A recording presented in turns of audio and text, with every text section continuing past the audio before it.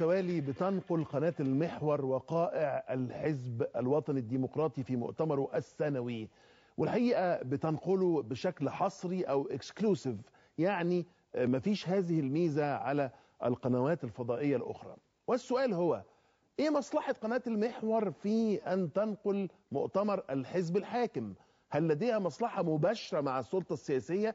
هل يطمح صاحب قناة المحور إلى مطامع سياسية معينة؟ ولا هل لدى قناة المحور رؤية إعلامية معينة في وقت بيتساءل فيه الرأي العام عن الممارسات الإعلامية، عن الممارسات الأخلاقية واللا أخلاقية وما إلى ذلك؟ هل مطلوب من القنوات الإعلامية الفضائية المصرية أن تكون على نقول معارضة تامة للنظام السياسي في البلد، ولا المفروض أنها تبقى متوازنة؟ هل تطرح القضايا اللي بتهم المواطن المصري بشكل موضوعي؟ هل تتقارب مع التلفزيون التابع للدولة، ولا في خلافات منهجية على اعتبار ان دي قنوات تابعة مباشرة للحكومة ودي قنوات تتبع لرجل أعمال لو صح التعبير؟ يعني أسئلة كتيرة جدا جدا بنطرحها النهاردة، وسعيد بأنه أفضل من يجاوب عليها هو صاحب قناة المحور ورئيس مجلس إدارتها الدكتور حسن راتب. برحب بيك في 90 دقيقة دكتور حسن. أهلا يا معتز. وعايز النهاردة سعة الصدر لو سمحت لنا، لأن أنا عارف أن الموضوع يا دكتور حسن قد يكون موضوع يعني بالغ التعقيد ومش بسيط. فأول سؤال هطرحه على حضرتك، إيه مصلحتك المباشرة إنك تنقل وقائع الحزب الوطني الديمقراطي؟ ليه ما بتنقلش المؤتمرات اللي بتنقلها او اللي بتعملها احزاب اخرى موجوده في الساحه مثلا؟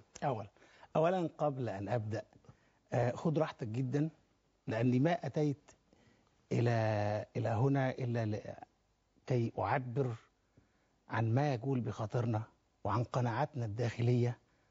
اولا انا لا ازعم ان انا رجل ميديا من الدرجه الاولى، ولكن على الاقل بقى لينا خبره في الميديا دراسه 7 سنين، ونحن نقرأ وننهج أسلوب علمي في إدارتنا لأي منشأة أو أي مؤسسة. وهذه الميديا اللي احنا بننتمي إليها أنا وإنت يقينا أنها عمل مؤسسي يخضع إلى منظومة، يخضع إلى ميشن رسالة، يخضع إلى عوامل كثيرة حاكمة لهذا العمل المؤسسي. لها أهداف واضحة لها، ولذلك فمن حق المشاهد علينا أنه يعلم، ومن حقك أنك تسأل، ومن حقي أن أيضا أن أجاوب وأن أبرر موقفي، وأبقى بعد ذلك الحكم المشاهد اللي هو في هذا الحوار يعلم منطقية الأشياء ومدى صدقها.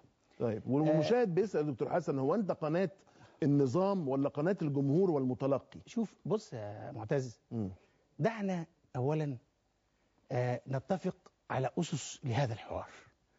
أولا لابد أن نتكلم بأسلوب علمي، ولابد أن تكون المنهجية والمرجعية هي الأساس للحوار بيننا. تمام. الميديا تعبر عن أصحابها، وهذا شيء بديهي. فأنت تعلم وأنا أعلم تماما كيف أن الميديا في العالم الغربي المتحضر العلمانية قد اشتغلت على ازدراء الأديان بشكل غير عادي، برغم أنها جرمت أي حد يتكلم في السامية. أنت تعلم جيدا الميديا ماذا فعلت في غزو العراق حينما صورت شعب حضارة ما بين النهرين لمجموعة من سرقة الإطارات والكاوتش ونهيب الآثار. أنت تعلم تماما أن الميديا الصهيونية كيف أثرت على العالم وجعلت من الذئب المفترس حمل وديع. صحيح. وجعلت من قضية فلسطين، واخد بالك ازاي، والحق المغتصب قضية إرهاب وإلى آخره. إذا الميديا لابد أن احنا ندرك أن الميديا تعبر عن أصحابها، بتعبر عن قناعاتك وعن انتماءاتك السياسية يقينا. ولا يوجد ضمير في الميديا إلا القائمين عليها وأصحابها. وهنا لابد أن إذا كانت الميديا تعبر عن أصحابها فلابد أن تكون المهنية هي الأساس. والمهنية تعني المنهج العلمي والأسلوب العلمي. وأنت راجل درست في كلية الإعلام وتعلم أن هناك فرق شاسع بين منظومة الإعلام. منظومة الإعلام فيها شيئين: فيها الإعلام الموجه وتوجيه الإعلام. والفرق بين الإعلام الموجه وتوجيه الإعلام فرق شاسع. الإعلام الموجه هو في النظم الشمولية التي عشنا فيها ردحا من الزمان، أيام الستينات، وكلنا عرفنا هذه الفترة التي عشناها، وكان الإعلام فيها موجه تماما. الإعلام الموجه في النظم مش بس النظم، في حينما تكون هناك حرب بينك وبين دولة، فتبدأ الدولة دي توجه لك إعلام للتأثير على المعنويات إلى آخره، ده الإعلام الموجه. لكن وهذا شيء غير محمود، وإن كان جزء من منظومة الإعلام وموجود وما نقدرش ننكره. لكن الشيء المحمود هو توجيه الإعلام. أنت لك موروث ثقافي، ولك حضارة، ولك عبق في شخصيتك، ولك ملمح يحدد هويتك.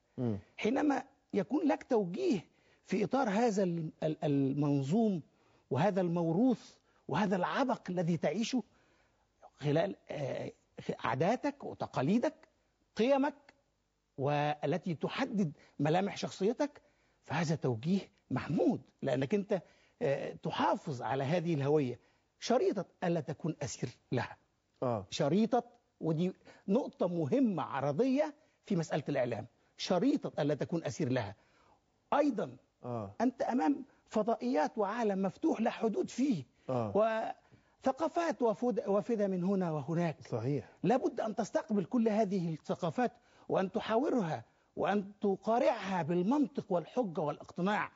شريطة أن تفتح المجال وتفسح المجال للرأي والرأي الآخر، ثم المشاهد هو الذي يحدد أي المنطق أكثر قناعة وأكثر حجية. يعني دكتور حسن، أنت وقناة المحور في صف الحكومة، في صف النظام، ولا في صف المتلقي أو المشاهد اللي المفروض أنه هو في الآخر بيشكل نجاح المحطة؟ المحطة بتتعمل ليه؟ عشان تشاهد.